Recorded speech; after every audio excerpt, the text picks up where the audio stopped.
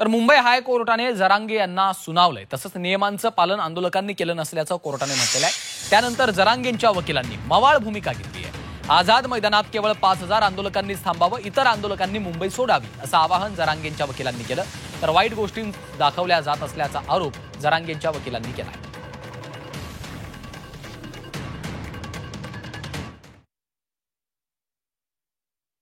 दादांचं हे आंदोलन हे सरकार विरुद्ध आहे।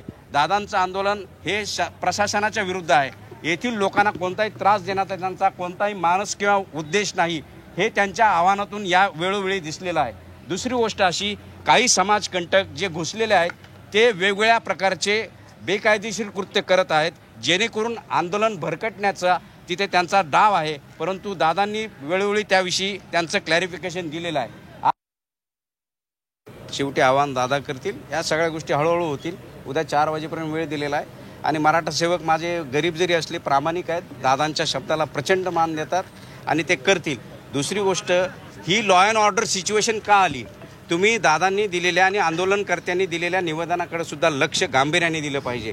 ज्या सुखसुविधा तुमच्या आमच्या मनामध्ये असतात, पाणी, लाईट, आंघोळीचं पाणी, संडास, शौचालय, त्याच्यानंतर जेवण, या गोष्टी तुम्ही अडून, तुम्हाला माहिती आहे दोन दिवस तिथे तुम्ही खाऊगल्ली बंद होती, कोणत्या कारणाने बंद होती हे सरकारचं काम आहे। तुम्हाला जर जेवण पाणी मिळालं नाही, ह्या सगळ्या गोष्टी ऑब्वियस आहे होणार, त्यामुळे ॲक्शनला रिॲक्शन असते। याकडे एक वेगळ्या अँगलने सुद्धा तुम्ही पाहिलं पाहिजे।